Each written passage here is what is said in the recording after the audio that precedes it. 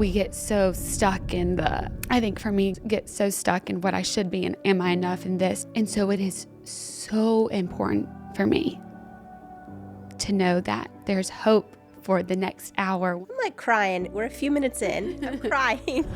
I get really anxious in the morning, which sucks to wake up that way. So that's why hour by hour is so important to me. It's the only thing that actually gives me true peace. There's nothing that I can prove or do to have that. It's innate. It makes me emotional. Sorry. You get everybody to cry on the show.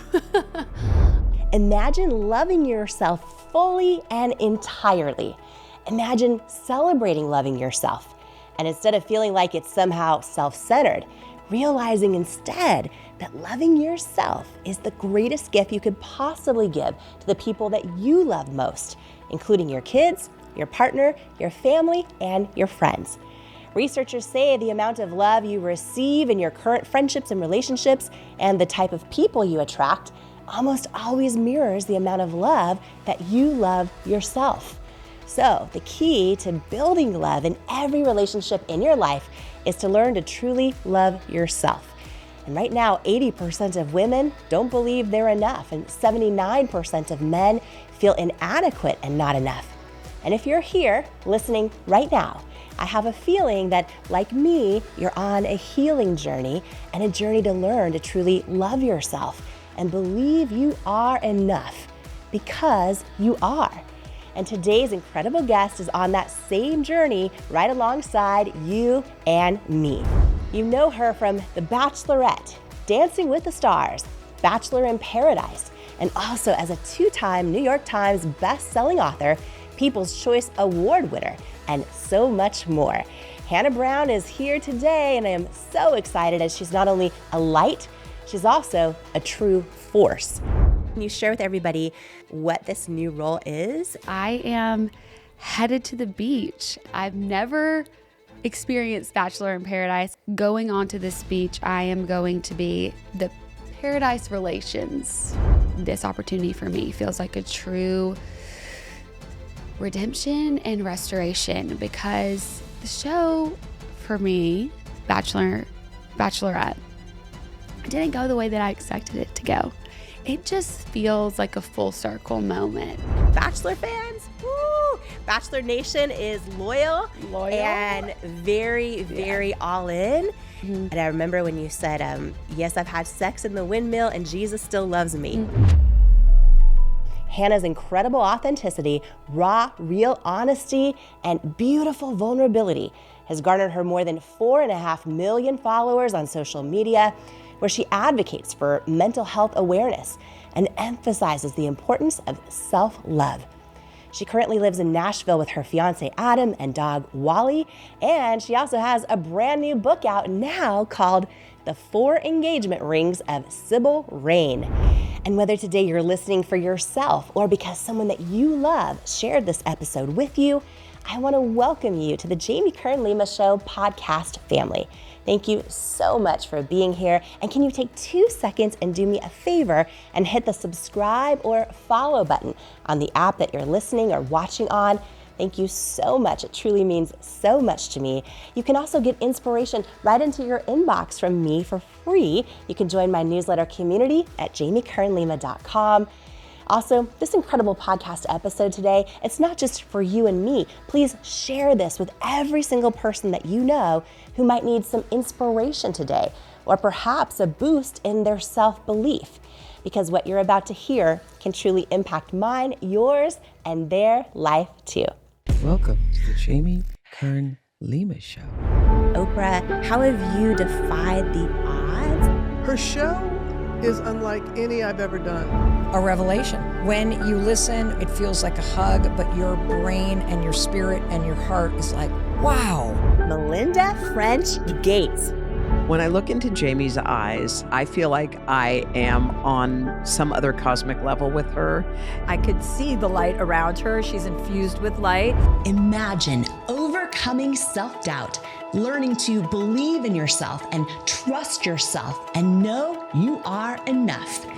Welcome to the Jamie Kern Lima Show. Jamie Kern Lima is her name. Everybody needs Jamie Kern Lima in their life. Jamie Kern Lima. Jamie, you're so inspiring. Jamie, Kern, Lima. Hannah Brown, welcome to the Jamie, Kern, Lima show. Thank you so much for having me. I'm so excited to get into today's topic of self-love. I didn't know that. And I feel like that not only relates to where I'm at in my life, but also in my new book, where Sybil, like the true essence of what the book is about self-love. And so I'm so honored to be here to be able to talk about this. What is self-love? I think that for so many people, in a way, it's this new term in their life. And I think, past generations have always thought like, oh, you're rewarded if you just love everyone else well and just like sacrifice yourself. And that somehow that's the best thing for others. But now you look at all the data, you look at all the research, and learning to truly love yourself is just the greatest gift you can give other people. I think a lot of times kids, we could tell them what to do, but they actually see what we do. And they see the example we set on how to value yourself, how to feel worthy. So how does love start with you? And what's the role of self-love in your life and your journey with that? It has been that. It's been a journey. I think it's really hard to love yourself if you don't think you're worthy of that. And so that recognition of, oh, I don't even know the true value of being able to have breath in my lungs and live in this world, and that I was not put here on accident. Like, I have a true mission and purpose. And if you don't believe that first, or you feel like you got it wrong, or there was a mistake along the way that now has put you off course, which we all kind of make mistakes along the way. And I know for me, that has been definitely part of the journey of realizing that all that's used in a way that is so unique to me, and how blessed I am that I have this one unique path that is only for me, and that it's going to be used to be an actual reflection of the love inside myself for the world. Like, that is what I believe our purpose on earth is to do. But to truly be able to do that in the way that we're called, I think it does first start with the self of believing that. I think we can say super easily, oh yeah, I love myself, but actually believing it, that's the journey. And I've been on that, and I've realized in a lot of moments in my life, I can know it. There's a knowing that I am connected to love, like the big love, to God, that I think is the essence, the definition of love. I can know that and say I believe it, but do I really believe it? And I've had to look in the mirror and be like, sometimes I don't. And I want to. And so I'm going to do the hard work to believe that for myself, and to also trust that God's got me, and that just being His makes me worthy. But it has not been easy. And I can, even just saying all that is a lot easier than it is day by day, minute by minute. Even coming onto this podcast, I had a moment of like, am I worthy of being on here? And do I have the right words to say? Or have I had the moments that I've wanted to have to feel like, oh, I can step into this moment? And then I just had a moment of prayer of like, yeah, this is my unique path that has allowed me to meet you, connect with you, and be able to tell my story. And so that is just like, the hour by hour choosing to love myself and to believe in where that love actually comes from, and that is always true and it's always real. That is so beautiful and so powerful. And I feel that. Like, I feel that deeply. I feel that in my own life as well. Yeah. And I just want to call out something you just said for everyone listening, because it's easy for someone on the outside to tune in and be like, Hannah Brown, everything in her life's amazing. She just must wake up feeling worthy. And to hear that, what I know to be true, everything on the outside never, ever, ever impacts our deep sense of worthiness and self-love on the inside. It's always really an inside job. And one thing you said that's so beautiful, because I know so many people listening are going to relate to this, is you said hour by hour. Hour by hour. And what I hear that to mean for me is like, oh, or where I connected with that is like, yeah, for me in my own life, it's like often an hour by hour thing where I have to say like, am I, enough, for my kids right now who are having a meltdown and don't like what I tried to cook or whatever it might be. Or, am I enough right now to be sitting here with Hannah Brown? Am I enough? Like it's an hour by hour thing. And is that your greatest tool, would you say, to tap into reminding yourself and actually believing that you are worthy, is knowing whose you are and that you come from God? Absolutely. Like, that is my North Compass. It's the only thing in the moments that it makes me emotional. Sorry. You get everybody to cry on the show. Yeah, it is so... It's the only thing that actually gives me true peace. And I wish everybody could feel that. And just for a moment, because I can't find it just for myself. I think self-love is so important, but what I really want to focus on is like, that love within myself doesn't come from me. I don't have, there's nothing that I can prove or do to have that. It's innate. But we get so stuck in the, I think for me, get so stuck in what I should be and am I enough in this, and like, if I relied on my own strength hour by hour, it would change. It would be full in one moment and completely empty the next, half full in certain times, but still with that uncertainty. And just being able to have a source of peace that surpasses all understanding, and being able to trust, like, even right now, it feels really hard. Or I woke up, for me, I really struggle in the mornings.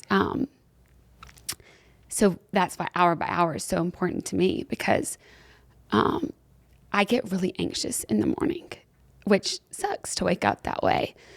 And so it is so important for me to know that there's hope for the next hour once I've dug into my Bible, or I've listened to worship, or just connected with something outside of my own strength, that source is going to give me internal strength to be better.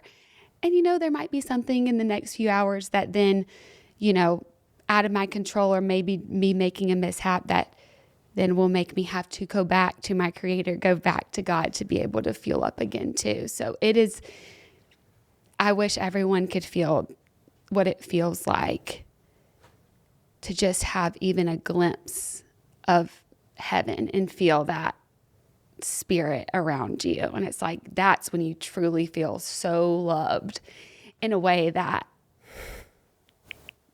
I don't think there's no relationship here on earth that can make you feel that way.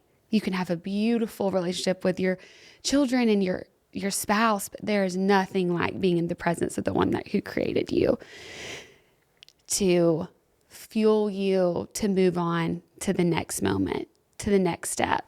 And so, yeah, it's my true north. And sometimes I forget about it. I'm not saying that it's like the first thing that I always go to. Yeah. We can search the world for it, because there's things that are really good copycats. Yeah. That can feel good in a moment, but don't just like change you from the inside. And yeah, I'm so thankful for that in my life. I'm like crying. We're a few minutes in. I'm crying. I just did my first ever podcast interview with Megan, Duchess of Sussex, where we did no makeup. And I'm thinking, I'm sitting here with you right now. I'm like, should we make this a thing? I think we should make that a thing. Just do no makeup, because I'm already crying my makeup off. That is so beautiful. I had no plans of even going there. And it was so beautiful, Hannah, because what you shared is going to matter so much to so many people.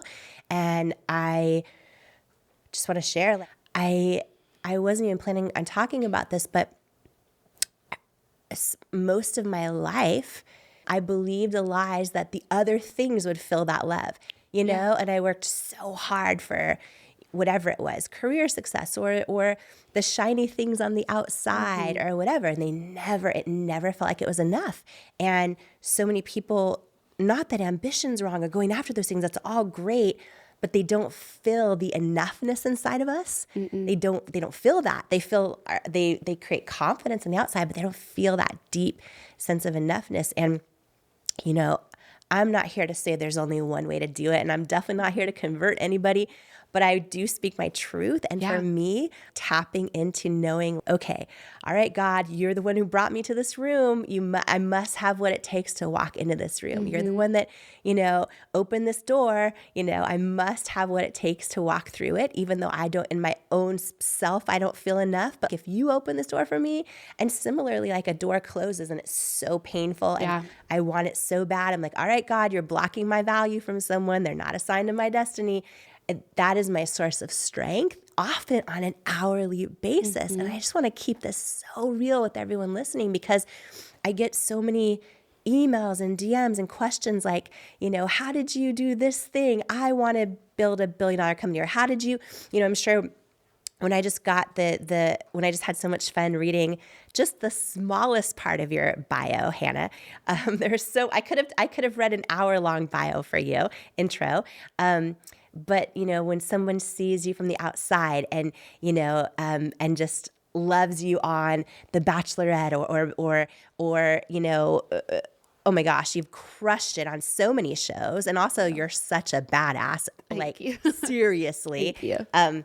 There's such a grit inside. It's funny that if I was ever on a desert island and like I just needed to survive, I would want you there with me, because whoever tried to take us down, it would not happen on your watch. We would figure something out. It would not happen on your watch. You are a force. But also, like, people might be like, oh, you know, Hannah, you know, Miss Alabama, USA, this, that. Now, brand new opportunity. I'm so excited. I'm going to talk to you about it in a second as well on Bachelor in Paradise coming up. You know, 2 times, soon 3-time best-selling author. You know, all of it just looks perfect or maybe even easy on the outside. And while those things are all great, they don't feel that piece of self-love that's like such an internal job, an inside job. And I just love so much that. Thank you for being so honest, because I think a lot of people are going to have an aha moment right now. I've had to learn it the hard way. I think probably, like you alluded to, sometimes when you get that moment, when you have the dream come true, it can be a little jarring when you're like, oh, wait, I was supposed to feel something different. The biggest moment that I had with that was when I did win Dancing with the Stars. I had gone straight from Bachelor, Bachelorette, Dancing with the Stars. And like my life changed overnight. I lived in a small town of Alabama, like hadn't lived more than 15 minutes away from my parents' home where I grew up. And then I had all these amazing opportunities, and yet I was so lost and felt so lonely. But everybody loved me and everybody thought I was killing it. And I was showing up week after week on live television and getting through these performances, but I just felt like I had to win to prove that everything that I had done had been worth it. So I was just like, I have to win this show. And I did. And when I went to hold up that mirror ball, it was way lighter than I thought it was going to be. And I remember going back home after the whole show, because it was like during the holidays, and I went home for Thanksgiving, and I wrote in my journal, I was like, I'm just having the weirdest feeling. I feel so empty. Like it was like the way I thought that this trophy in this moment was going to feel like so big, and instead it felt so light. And it actually carried no weight. And at the time, I hadn't quite learned what I've learned now. I just needed to I was just hoping I'd find something else that I could focus on, you know? I was just like, oh gosh, this is scary. I don't want to feel this anymore. So let me find something else to distract myself with.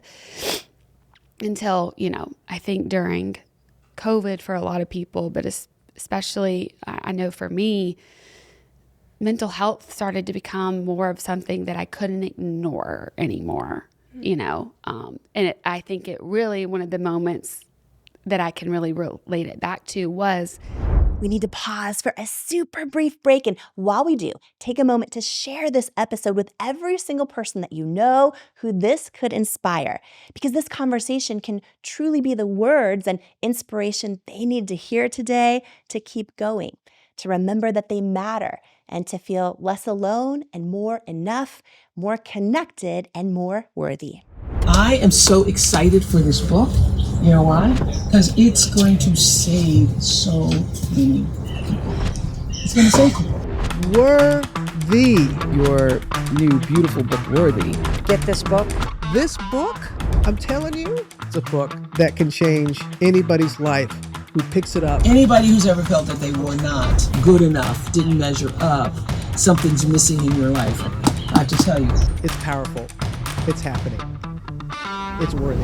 Imagine, what would you do if you fully believed in you? I went from struggling waitress facing nonstop rejection to founder of It Cosmetics, a billion-dollar company, by learning how to overcome self-doubt and believe I am worthy of my hopes and dreams. And I'm sharing how you can too in my new book, Worthy, How to Believe You Are Enough and Transform Your Life.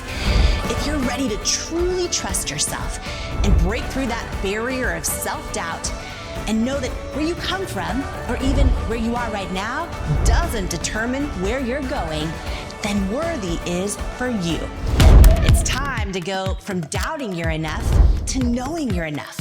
It's time to step into all of who you are and into the person you were born to be.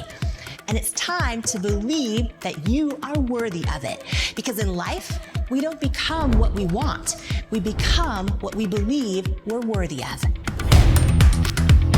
Join the Worthy movement today by grabbing your copy of Worthy anywhere books are sold. Then head to worthybook.com now for free gifts, including my 5-part course on becoming unstoppable and my 95-page Worthy workbook action plan that teaches you how to implement the tools from the book into your real life right now. Worthy is groundbreaking. Yo, my God! Worthy, you are worthy. This book is going to change lives. This book literally will teach you how to actually feel worthy so that you can have the strength, you can have the confidence. The lessons in this book and the strategies will change your life. You will never be the same again after you read this book.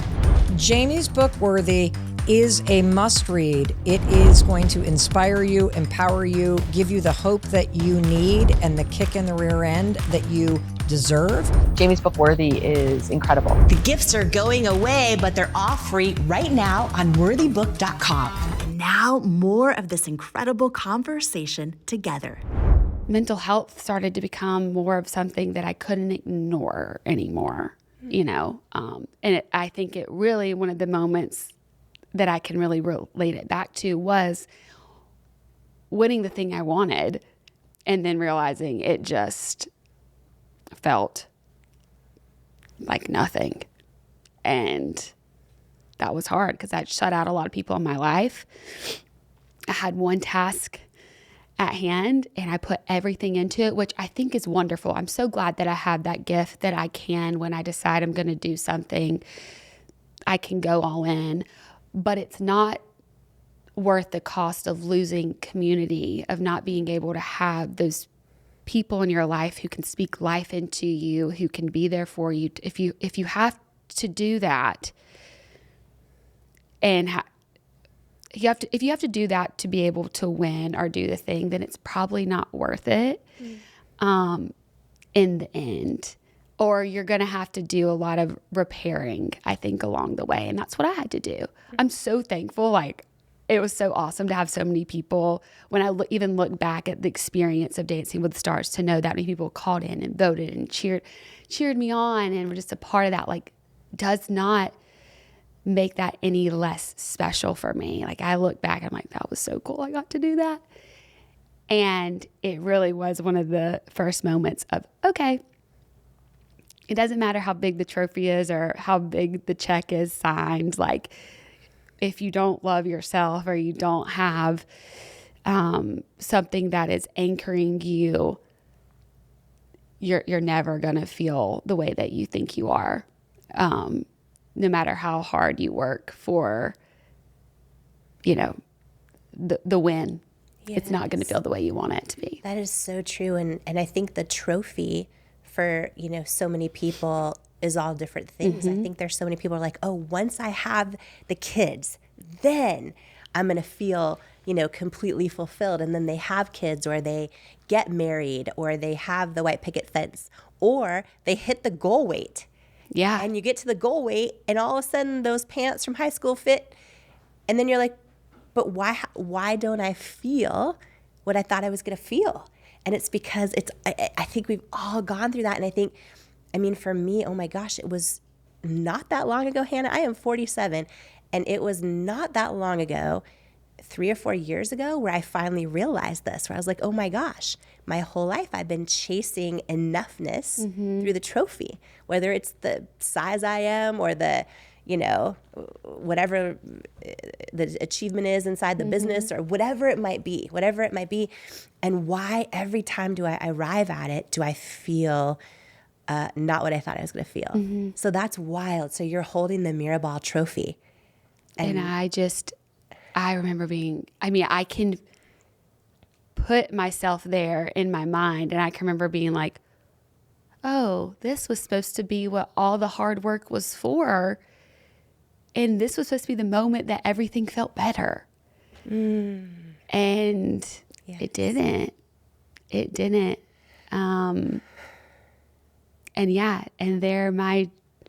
Took a little bit longer than I'd liked for the journey to begin after that, but that was the moment that I have like my journal entry of being like, I'm gonna have to learn something from this. I think I'm gonna have to change. And I have, but man, it's been hard. And it's an hour by hour day thing. Like even today, to be like very transparent, I woke up and I'd had a really hard anxious time. That has been something I don't like to say. I have anxiety, but I do struggle with that. And it can be sometimes like really frustrating because I feel like, oh, shouldn't I be healed by now? Shouldn't I have done all this work, And I'm so glad, but it still comes. And I just had to have that moment of like, sometimes I don't have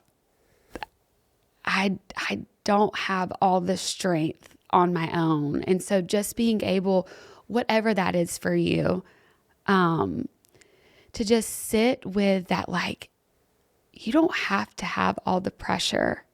I think that's what I love about being connected to something bigger than me, is that sometimes the pressure and the anxiety can feel so much. And going back to what you said about, if a door opens or a door closes, to like know that the pressure and the control is not all up to you.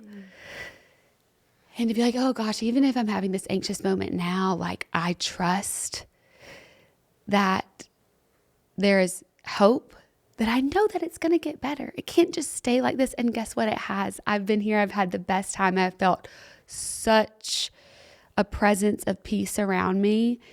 But it was just that moment of surrender, of knowing that it all passes, and knowing that I don't have to muscle up and do it all on my own. It takes community. I reached out to people in my life to say, hey, I need your prayers. Be thinking of me. I woke up not the way I wanted to wake up. Can you be praying for me, thinking of me? And then having my own moment of just being like, I gotta let this go. I have so much to be grateful for. I'm getting to have a wonderful conversation with a human that I am so inspired by. And I have a lot that I can offer to people. And just to believe that maybe not in that moment, but to choose that I am going to believe that, and that I'm going to, moment by moment, hour by hour, make choices that are going to make that belief become more true in my life. One of my favorite quotes is, choices lead, feelings follow.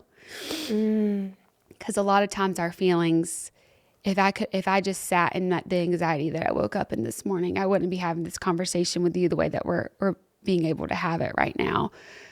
But I did the things that I knew were, and I made the choices that I knew would help me to step into the feeling and the position that I wanted to be when I walked in the store. But I'm not going to hide that I came from a feeling that was hard, because that's the victory. That's the victory of making choices to know that I don't have to let my feelings and moments control my life. And that feels really good when I can feel like, man, I did the things in the toolbook of all the years of therapy and prayer, and I made the conscious choice to step out and be like, there can be change. I can feel different. That's like my favorite thing that I try to live my life by. I'm not always the best at it, but like it is the thing that when I remind myself, choices lead, feelings follow. I'm telling you, every time I get in a better state of emotion, because I clock it and I'm like, the person that I want to be, what would they do in this moment? Not the person that I'm in the way that I feel right now, but the person that I want to be and that I know that I am. What would they do? They would reach out. They would call someone. They would take a moment to meditate, to pray, to be in the presence of the Creator. And I did that, and here I am. Do you know how many people that you're going to help right now? I'm just sitting here. First of all, just seeing this light from your eyes, like this sparkle and this light. Do you think that's the Holy Spirit? I do. Oh my gosh, I get so emotional. Yeah, I do. I so believe that, because if it was just me in the state that I woke up in, I don't think I could be here being so sure that you can change, that you can feel better. That I'm not crying tears of like, oh gosh, I'm so emotional right now because I feel like I'm out of control. That it's like I'm crying tears of like gratitude. Victory. And a victory. You know, I am listening to how beautifully you just shared almost exactly what you go through, and then what you do, how you respond to it on like a step-by-step basis.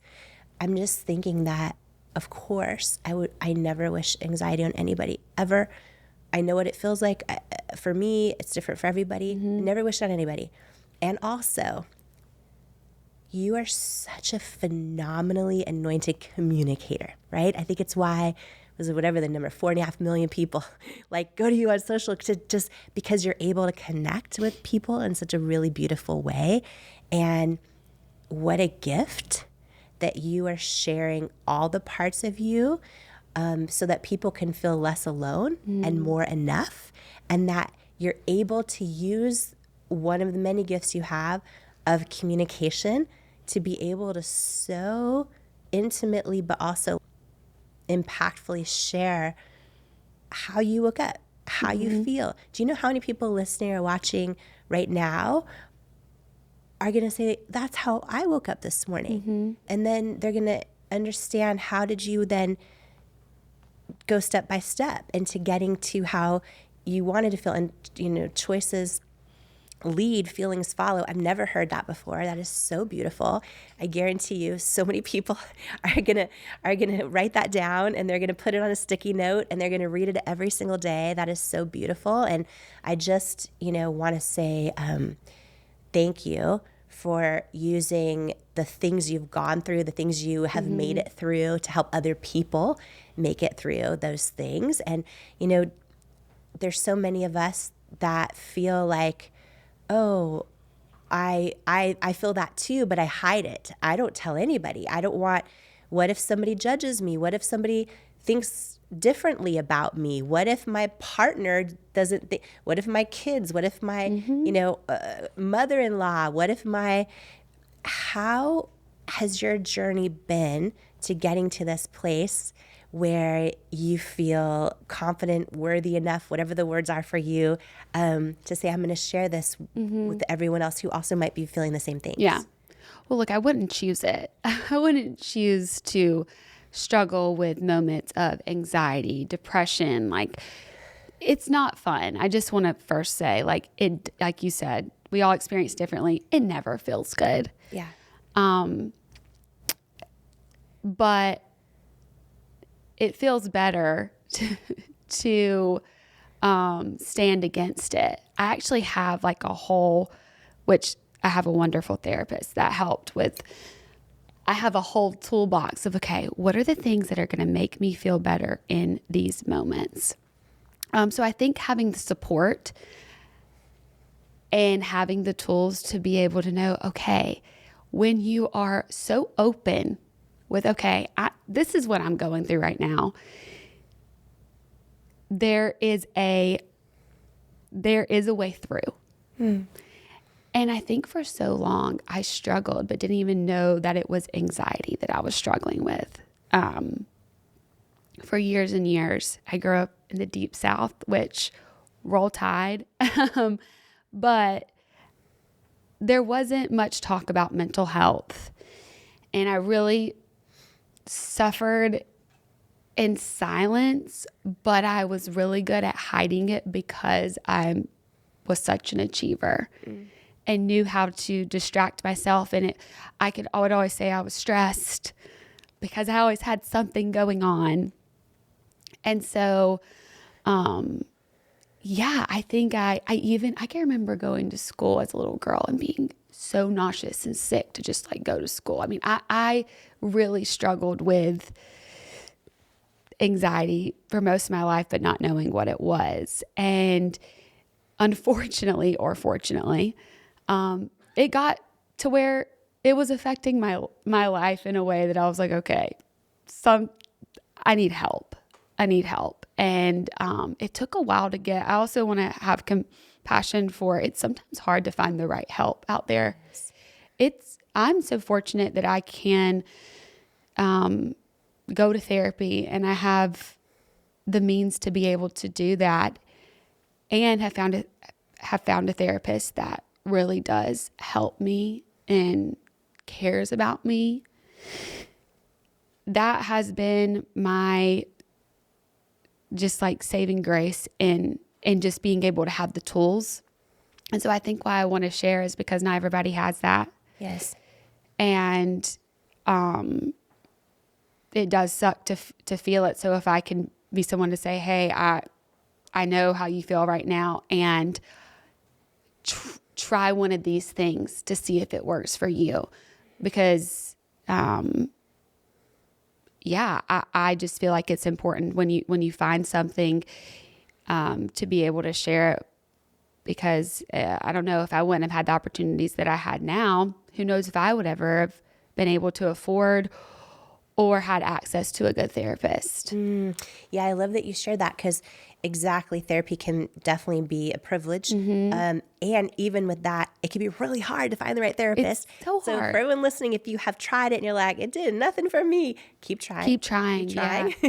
Keep trying. I know I've been to different therapists where I'm like, they're lovely. Of course. And also, I don't feel that like, oh, this is exactly where I need to be right now. This is who I'm supposed to be. And then my therapist right now, holy moly, smartest woman I've ever met. And I'm just like life-changing. So yeah, thank you for calling that out. And I have a lot of questions actually about so many things. I'm so excited that you're here.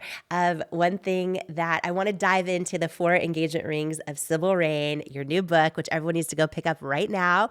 I love escaping like vicariously through other stories. I love, even it's like my husband's so funny. He's like, why do you watch, whatever show it might be, Bachelor in Paradise? Mm-hmm. And I think part of the fun of it is I just get to escape in whatever's going on there. And I think a great story, oh my gosh, a great storytelling. Congratulations on being a multiple New York Times bestselling author. Thank you. And on your third book. So before we dive into your new book that I want everyone to grab right now, I do want to ask you about your new role on Bachelor in Paradise. Mm-hmm. Can you share? This is big news, and I'm so excited to watch and to tune in. And I have a gift actually I'm going to give you. That's one of my favorite things on the planet that you could take with you. I think it'll be when you're alone and no one's around. It's great. But what for you? Can you share with everybody what this new role is and what we have to look forward to this summer? Yes. So I am headed to the beach, and I was on The Bachelor or Bachelorette. I've never experienced Bachelor in Paradise. I've gone and hosted a date once or twice. I can't fully remember, but now they're completely changing the show. They are taking the show to Costa Rica, and I am kind of in for the surprise just as much as everyone else. I got the call kind of out of the blue for this opportunity. And, I'm always so fortunate for the Bachelor franchise because it's given me all these opportunities to be able to speak about the things that I'm super passionate about and have a community of people who I can pour into, and they can pour into me. And so I'm so thankful for that. But there was a time that I needed some separation. So it was cool when I got the opportunity. I had to take a moment to be like, how does this feel? And for me, going onto this beach, I am going to be the Paradise Relations, let's say. I'm making sure we have the good vibes, that there's somebody there that can listen if there's some real questions about how to do relationships, how to start a relationship, what not to do. I have plenty of that advice as well. And if somebody needs a glass of champagne, I can pop the bubbly for that too, whether we're celebrating or, just having a drink to, end the day and hope for a better tomorrow. But I really feel like this opportunity for me feels like a true redemption and restoration, because the show for me, Bachelorette, didn't go the way that I expected it to go. And while it opened my eyes in so many beautiful ways and made my world bigger, and I got to experience so much in relationship and love, it also had a lot of heartbreak for me. And it was hard navigating real life experiences for the world to see. And that I can go on there as someone who has, been in a similar experience and situation.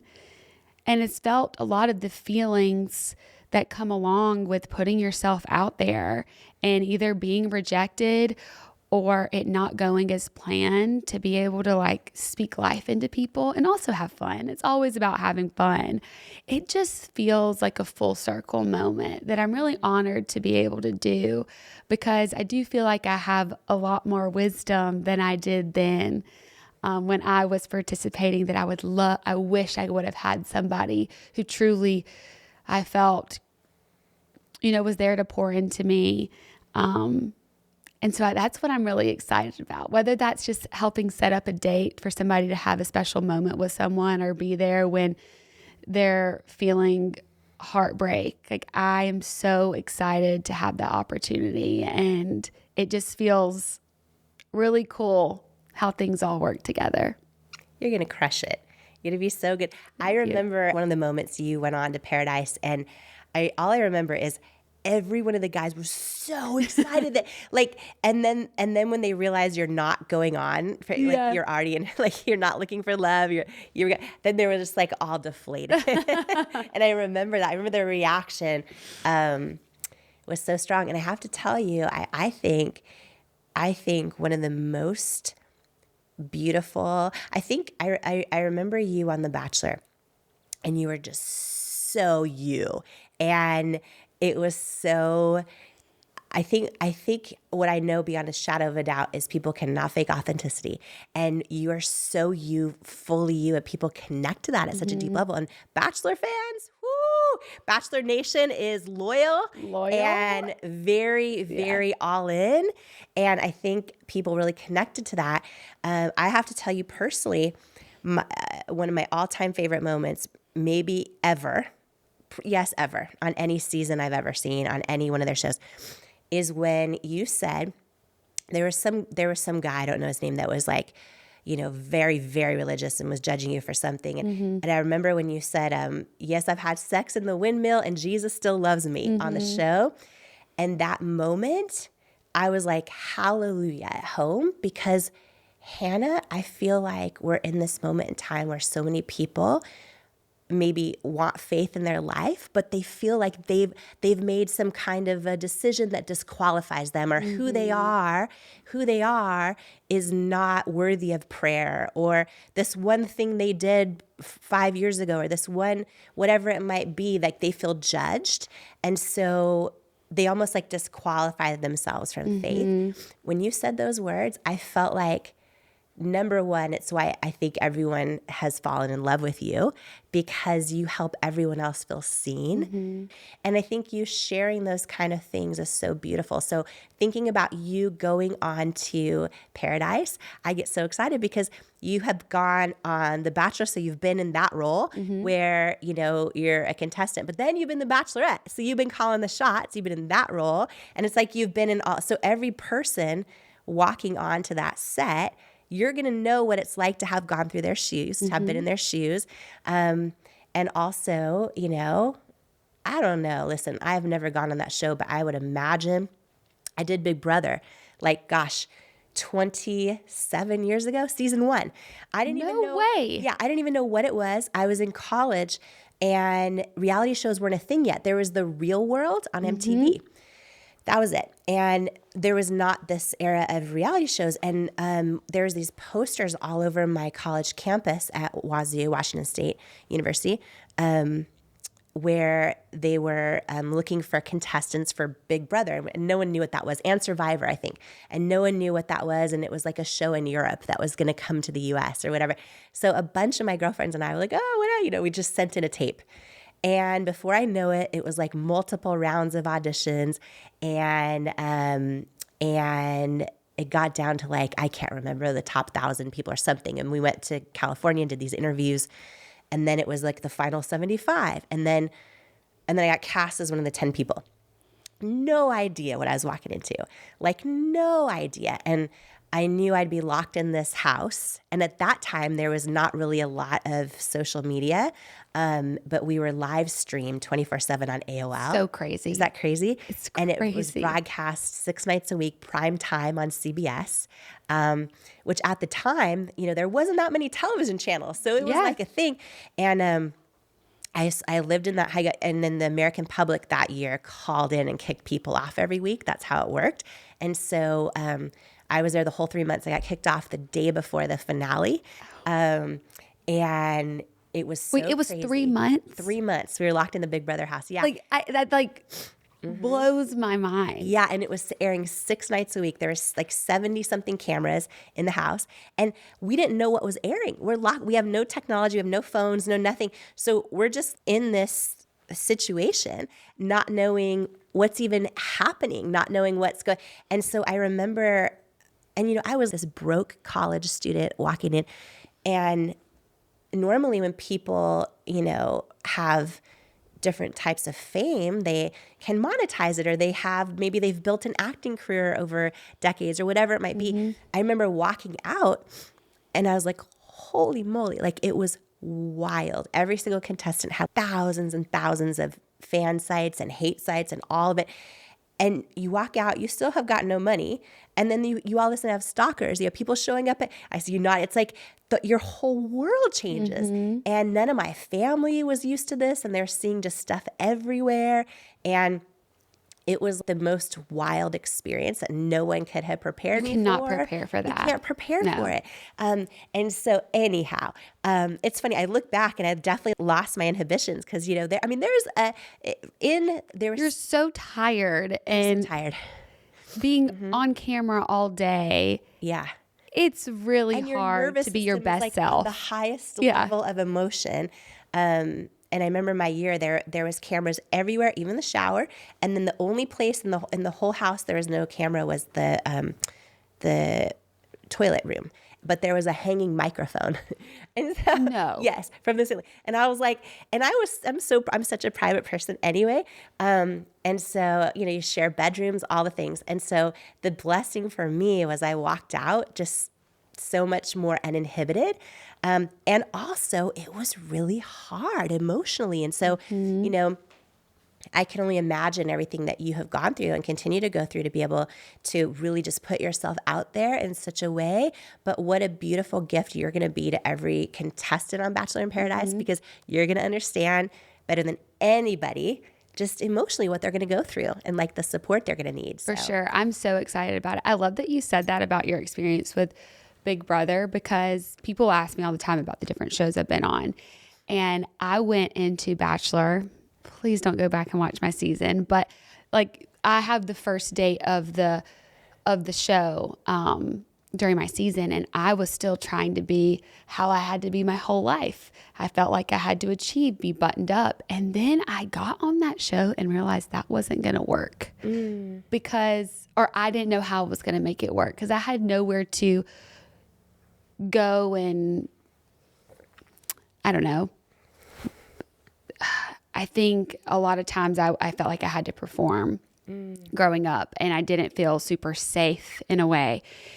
And maybe not the best place to start, you know, having these big ahas, because it wasn't fully safe. But I do feel like it did make me drop my guard, because I had to realize, like, if I'm going to like fall in love, like one of the biggest, most vulnerable things that you do in your life, I can't act. I can't like be just like half of myself. And so being on Bachelor was one of the best experiences of my life, even though it was one of the hardest, because we need to pause for a super brief break. And while we do, take a moment to share this episode with every single person that you know who this could inspire, because this conversation can truly be the words and inspiration they need to hear today to keep going, to remember that they matter, and to feel less alone and more enough, more connected, and more worthy.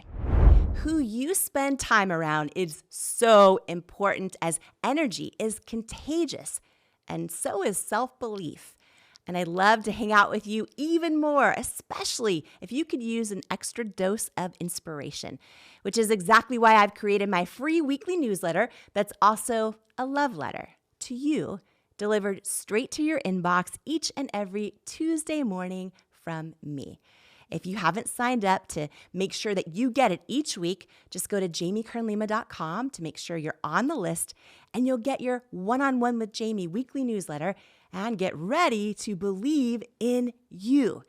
If you're tired of hearing the bad news every single day and need some inspiration, some tips, tools, joy, and love hitting your inbox, I'm your girl. Subscribe at JamieKernLima.com or in the link in the show notes. Do you struggle with negative self-talk? Living with a constant mental narrative that you're not good enough is exhausting. I know, because I spent most of my life in that habit. The words you say to yourself about yourself are so powerful. And when you learn to take control over your self-talk, it's life-changing. And I wanted to give you a free resource that I created for you if this is something that could benefit your life. It's called 5 Ways to Overcome Negative Self-Talk and Build Self-Love. And it's a free how-to guide to overcome that negative self-talk, to build confidence and develop unshakable self-love so that you can dream big and keep going in the pursuit of your goals. Don't let self-sabotaging thoughts hinder your progress any longer. It's time to rewrite the script of your life, one filled with self-love, resilience, and unwavering belief. If you're ready to take charge of your narrative, build unwavering confidence, and empower yourself to persevere on the path to your dreams, you can grab your free guide to stop overthinking and learn to trust yourself at jamiekernlima.com/resources, or click the link in the show notes below. And now, more of this incredible conversation together. Being on Bachelor was one of the best experiences of my life, even though it was one of the hardest, because it's really like people were watching me really start to become my true self as I was like experiencing it for the first time, like actually saying what I thought for the first time and questioning things and being asked for the first time in my life, like, how do I feel? Like I didn't have a lot of that. That wasn't really part of my family dynamic of like, how do you really feel in this moment? Or, you know, how was your day truly? And that was the first time that I really was experiencing that. Like what that girl said, how did that make you feel? And being like, I didn't really like that. You know, I don't agree. And having that was such a cool experience for me. So I love that you also felt in a way, because you couldn't escape all the camera, that you kind of were able to just have to let go of some things. Yeah. You really don't have a choice. I love that. Yeah. I remember watching you on the show and just feeling like, yeah, she's like, so, and I hadn't always been that way. I didn't know that. My friends were like, that was totally you, but like you fully being you. And I didn't always go about my life that way until being on the show. Amazing. So I'll always be grateful for that as well. And that is probably why people fell in love with you, because for most people, it's the opposite. They go on something and they just like turn into their representative or whatever, and people just disconnect. I think I just had this like aha moment of like, gosh, if I actually want this to work, which I was so pure about my intentions about going on this show, I really was. And so I was like, okay, if I'm going to meet a person, then they need to meet the real me, and I'm going to do some things different. And I did. And then, I think the world got to actually like see that, which was really cool. Yeah. Okay.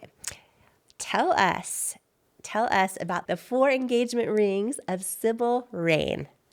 Your new book out now. Everyone needs to go grab their copy. Okay. Tell us all about it. I am so excited for people to read this book. So this is my second romance novel. My first book came out last year, Mistakes We Never Made. And, you know, it was interesting with the first book, I was really nervous because I was doing something new. It was a true dream come true for me. A lot of the things that I've gotten to do, I couldn't have dreamt up having the opportunity.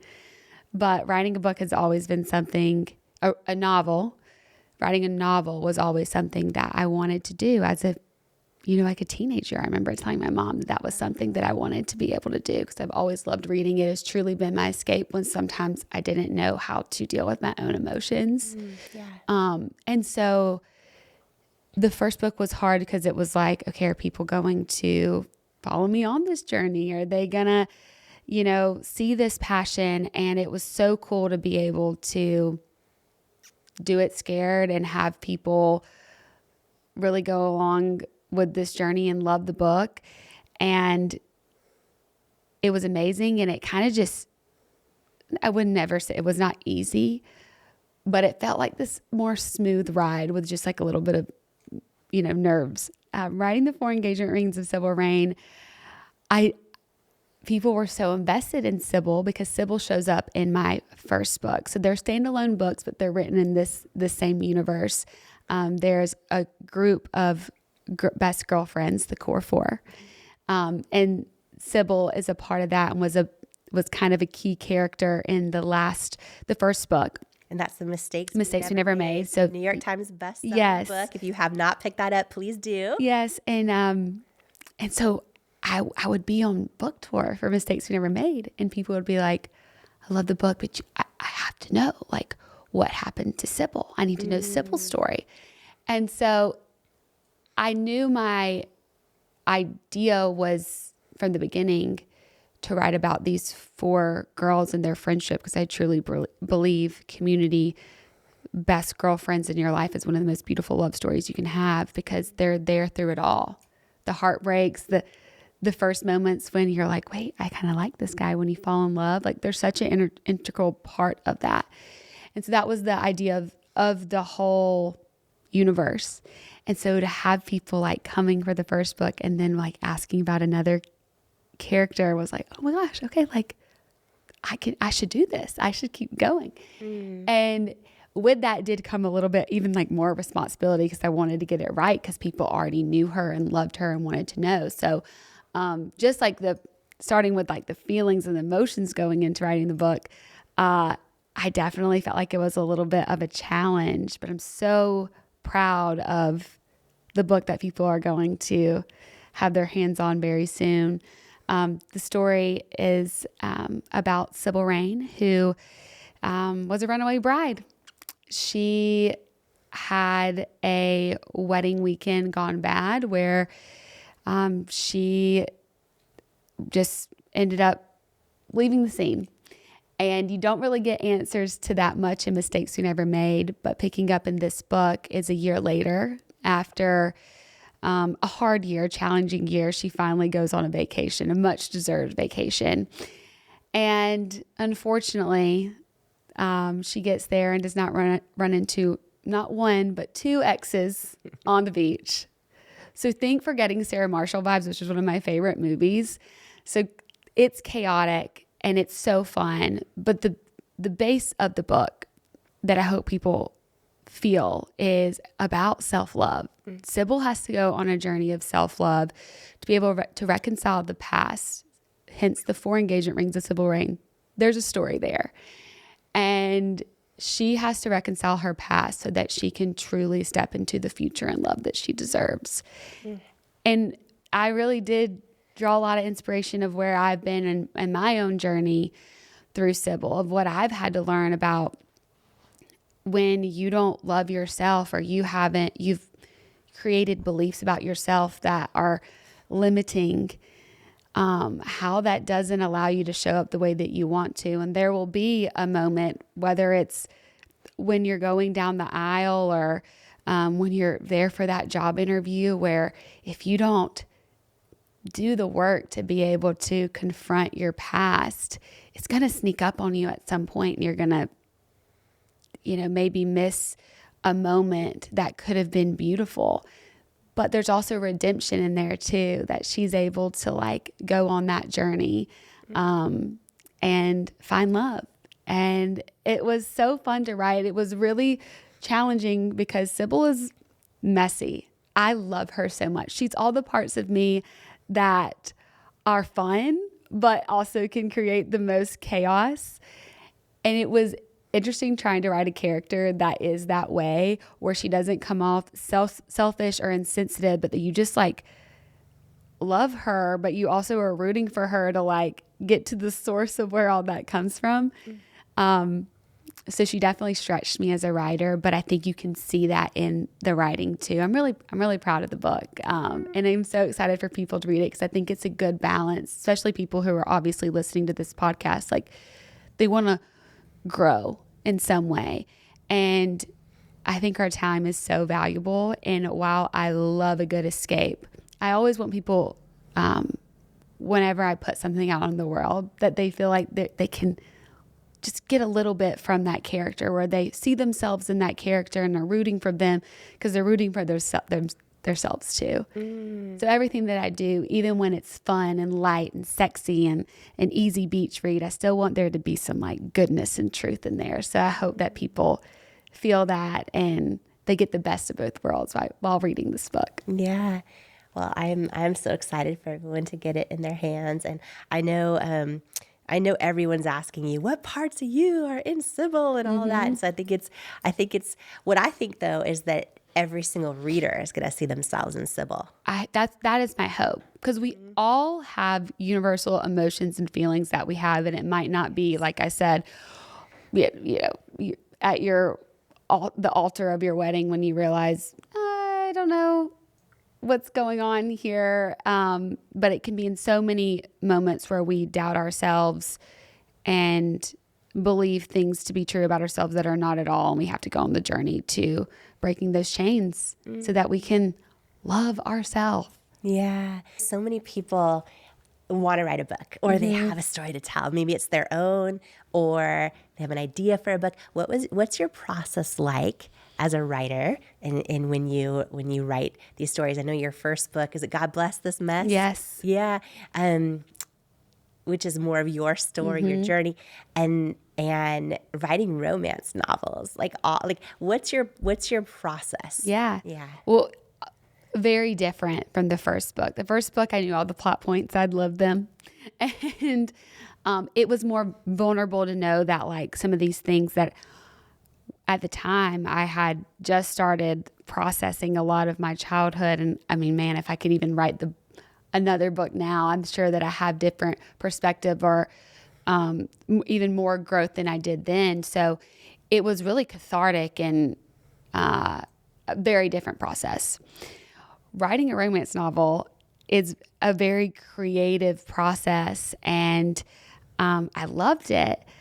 But there's a lot of organization and structure that goes into writing a romance novel. And I had this idea, but I'm so glad for the help and the support that I have. I have an amazing co-author, Emily Larrabee, who has been writing romance novels for years. And so she really encouraged me first that I had a gift and that those passions there were something that I could fulfill and do. But I also have someone who knows how to structure and plot a book in a way that I didn't at the time. So it's been really great to be able to have a collaborative experience with this book. I'm so thankful for the encouragement. So it looks different than even maybe some other people's, because there's two people writing a book. So it's a lot of plotting at first. There's like different ways that people write novels, but it's a full thought out process at first before we even get into writing the chapters. And then we start going, and because it's two of us, there's a lot of back and forth of, especially with Sybil. Emily really couldn't relate to Sybil at all. And so it was really on me to get her character right. I've got this. And I'm like, let me roll up my sleeves because I'm going to, and at first she was like, I don't know, I just don't understand her. So that was like really my big role in this. Which is probably great, Which is great. Yeah, because I'm sure by the end, she really got her. She did, and she fell in love with her even more, Yes. So I was like, yeah, now you get her. So yeah, it's a very collaborative experience. It takes a long time. Yeah. It takes a lot of work, but having the support has been amazing. And I think it makes it an even better book than just, I think it's important to give credit to the people who support us and support our dreams. And it's made it a better book with two brains and an amazing publisher and editor that have just been along on this ride and been such an integral part of that. So I always want to give praise to how they made this book a reality for me, because sometimes there are moments I didn't have the courage or would get stuck, but Do you ever, in your process of writing, and I'm asking this because this happened to me with Worthy, also with Believe It, will you ever, are you ever out and about doing something totally different, or you're working out, or you're grabbing a coffee, and you're like, oh, Sybil has got to do this, and you just the voice note comes out. Yeah, the voice note, right? The voice note, yes. Yeah, when the voice note comes out, and I'm like, okay, this isn't going to really make sense, or I'm like quiet somewhere, and I'm having to like whisper out all these, and then half of it's really good, and then I just start rambling and it's like a 7-minute voice note to myself. But yeah, absolutely. Isn't that fun? Yeah. It just keeps kind of and then do you ever have those moments as a creator? And I share this because I think of the person at home also, who's like, how do I get started? What do I do?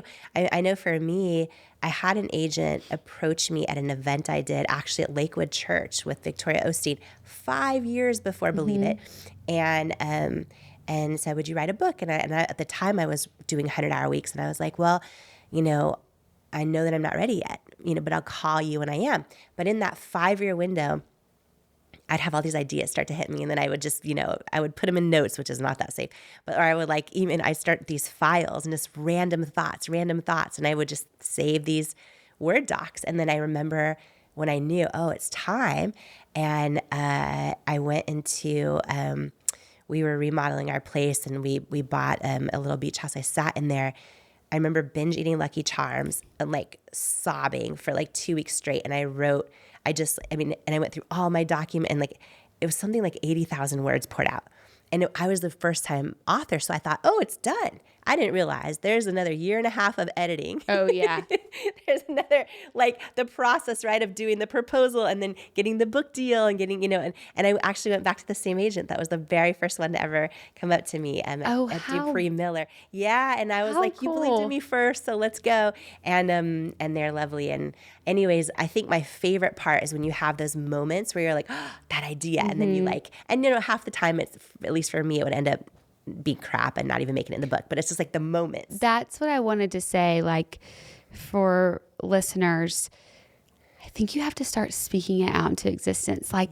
What if I had never said, sitting on my kitchen counter with my mom, I don't know when I'm ever going to do this, but I'd really like to write a novel one day.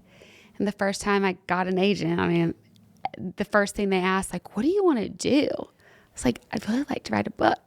Because I didn't, that has always been the thing that I said. And I know that I'm privileged and I've had some amazing doors open for me. But I think when people ask you what you want to do, say it. And you might not be ready at this moment. Even you saying, I'm not ready yet, but it's something that, I want to do. Speaking out loud, and also just start. It could be crap the first time. A lot of times it is. But if you never start, then it'll never be. Yes. And you won't have this moment that I know you've experienced and I've experienced, where I truly say this is my first dream come true. Yes. And that's so cool. And when it started, if I didn't have people in my corner, it was not that good. I don't know how to do something that I've never done before. But you got to start. I am having this moment. I'm just going to say it. I want everyone to pause this podcast, whether you're watching it on YouTube or listening to audio, pause and just write the first word of your book right now. Just write it, anywhere. Yes. And you've started. You've started. You've started. And it's, there is one of my good friends, Pastor Erwin McManus, once said this to me. He said, writer's block is nothing more than editing yourself before you create. Ooh, and I was that's so good, because we write something, then we think, that's crap or whatever. And I was like, and when he said that to me, I was like, you know what? That's so good. And I love what you said. It's just get it all out. Just start. Just let it, don't judge yourself yet. Don't edit yourself before you create. Just get it all out. No one ever has to see it. You get to make all the decisions, but just starting is so beautiful. And I love what you said about declaring it. Like you told your mom. How old were you when you? I can't remember if it was one of my first years of college or in high school. I was really young. Yeah. And just declaring it, this is something that I want to do one day. I'm going to write a novel. And I'm going to write a novel. How did she respond? Do you remember? Well, I told her kind of what the novel was going to be about, because it was, and maybe one day I'll do it. I had an idea, and I still have it in my back pocket, but it kind of was off my grandmother's story. And she was like, well, that'll be an interesting one. So she's so proud of me, because, I've made it happen. And, she's always believed that I could do all the things. Well, from the 4 engagement rings of Sybil Rain, which is out now, everyone needs to go grab the copy right now in this moment. As you're listening, as you're watching, you can pause this, go right over to Amazon, go to your favorite independent bookstore. Right now, you can grab your copy of the 4 engagement rings of Sybil Rain, which I'm so excited for you to do that. This conversation with Hannah Brown is so incredible. We made it into more than one part. And if you are ready to embrace your own journey of self-love and learn to feel truly beautiful on the inside and the outside, even if it's for the first time ever, or for the first time in a long time. You are not going to want to miss this incredible part 2 of our conversation with Hannah Brown coming up in the next episode of the Jamie Kern Lima Show. Remember, this episode's not just for you and me. Please share this with every single person that you know because it can impact and change their life too. And if you love today's episode, please click on the follow or subscribe button for the show on your app you're listening to it on or watching it on. And if it added value to your life, if you could please give it a rating or review, I'd be so grateful. And again, please share it with everyone you believe in. Share it with another person in your life who could benefit from it. Maybe it's someone you know who needs to truly believe in themselves and build their own self-love. And please post the episode and share it with others online or in your community who just might need the words and tools and lessons in this episode today. You never know whose life you're meant to change today by sharing this episode. And thank you so much for joining me today. Before you go, I wanted to share some words with you that couldn't be more true. You, right now, exactly as you are enough and fully worthy. You're worthy of your greatest hopes, your wildest dreams, and all the unconditional love in the world. And it is an honor to welcome you to each and every episode of the Jamie Kern Lima Show. Here, I hope you'll come as you are. Heal where you need. Blossom what you choose. Journey toward your calling and stay as long as you'd like because you belong here. You are worthy. You are loved. You are love. I love you. And I cannot wait to join you on the next episode of the Jamie Kern Lima Show. In life, you don't soar to the level of your hopes and dreams. You stay stuck at the level of your self-worth. When you build your self-worth, you change your entire life. And that's exactly why I wrote my new book, Worthy: How to Believe You Are Enough and Transform Your Life for You. If you have some self-doubt to destroy and a destiny to fulfill, Worthy is for you.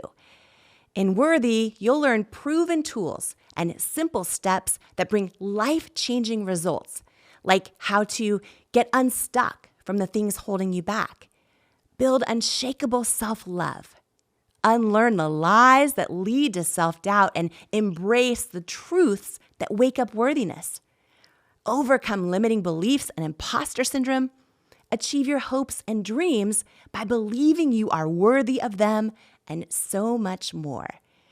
Are you ready to unleash your greatness and step into the person you were born to be? Imagine a life with zero self-doubt and unshakable self-worth. Get your copy of Worthy, plus some amazing thank you bonus gifts for you at worthybook.com or the link in the show notes below. Imagine what you'd do if you fully believed in you. It's time to find out with Worthy. Who you spend time around is so important, as energy is contagious, and so is self-belief. And I'd love to hang out with you even more, especially if you could use an extra dose of inspiration, which is exactly why I've created my free weekly newsletter that's also a love letter to you, delivered straight to your inbox from me. If you haven't signed up to make sure that you get it each week, just go to jamiekernlima.com to make sure you're on the list, and you'll get your One-on-One with Jamie weekly newsletter and get ready to believe in you. If you're tired of hearing the bad news every single day and need some inspiration, some tips, tools, joy, and love hitting your inbox, I'm your girl. Subscribe at jamiekernlima.com or in the link in the show notes. And please note, I'm not a licensed therapist, and this podcast is not intended as a substitute for the advice of a physician, professional coach, psychotherapist, or other qualified professional. If you love this incredible episode with Hannah Brown, I promise you're also going to love this life-changing episode of the Jamie Kern Lima Show right here. It's up next just for you.